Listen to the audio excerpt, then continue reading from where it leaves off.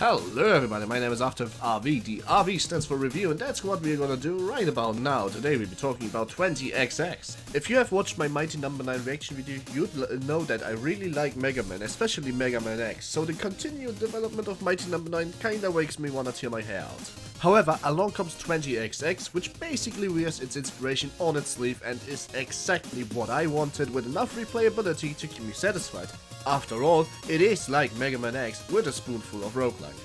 Be warned, I will use like Mega Man X, but a lot in this review, and that's a very good thing in this case.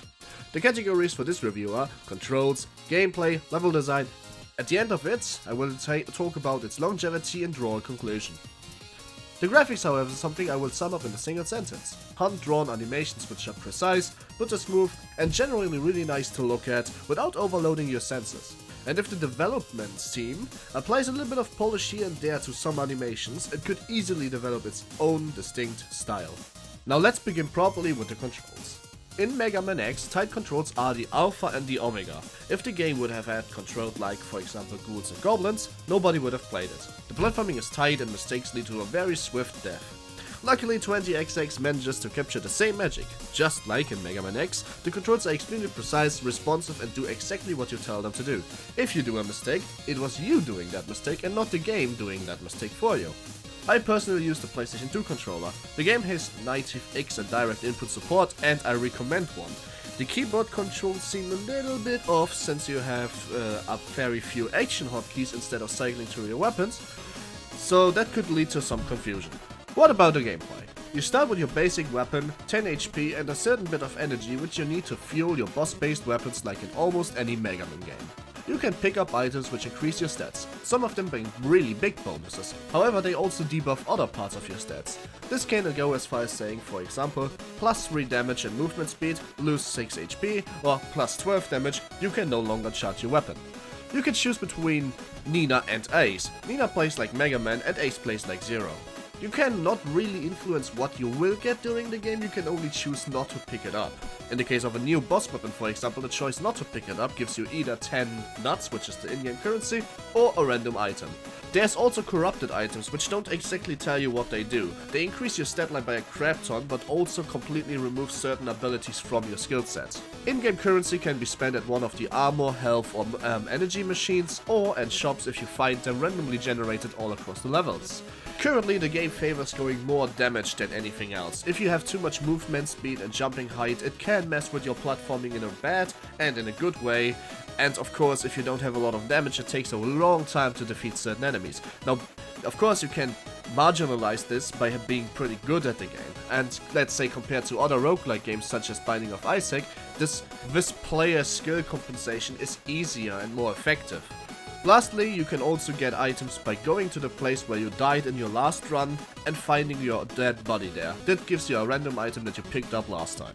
The first stage you play is always random. Afterwards you can choose one out of 3 stages you want to play next. Depending on in which order you do the 8 stages, the stages get harder. For example, a stage 2 or 3 Sky Temple can be comparatively easy. A level 7 or 8 Sky Temple, however, doesn't only have a boss that is incredibly hard, but also have very tight platforming. When you fall down half the level. Luckily, the game's platforming is kind of forgiving, as in if you fall down the pit or if you fall into spikes or lava, you only lose a single hit point, and you have a few of those. So in other words, you don't exactly end your run if you fall into something that would otherwise be an instant death.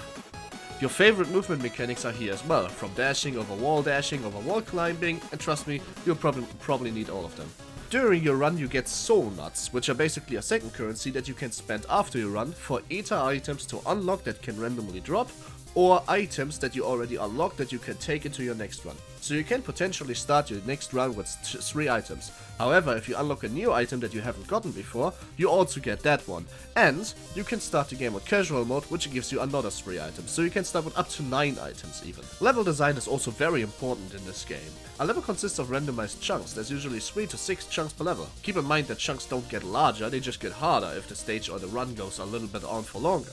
A level consists usually of a starting arena, a platform, section A, a challenge room, an alternative path for the chest, a second platforming section, and a boss room.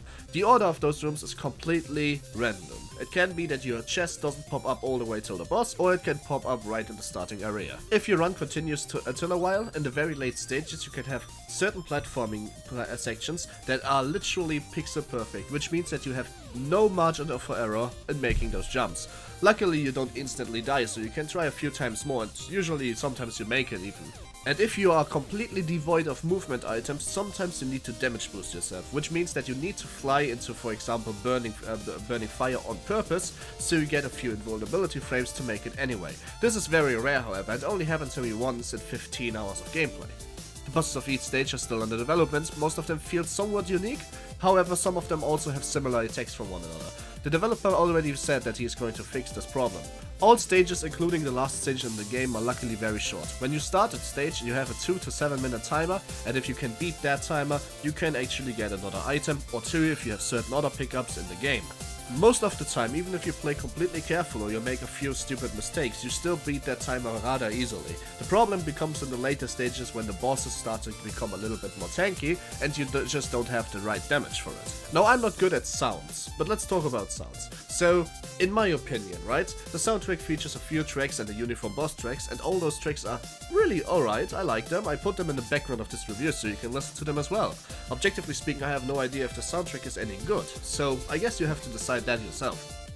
Now, all is said and done, and let's talk about longevity. First, about developer updates. So the developer sets himself a very strict deadline, and you can even see that deadline when you actually start the game on the right side. I have a little video clip here. He has, at least if Steam forums are to be believed, not missed a singular one of those so far. So the developer doesn't only listen to community feedback, no, he also updates this game regularly, and you can get in contact over him to the Steamworks forum.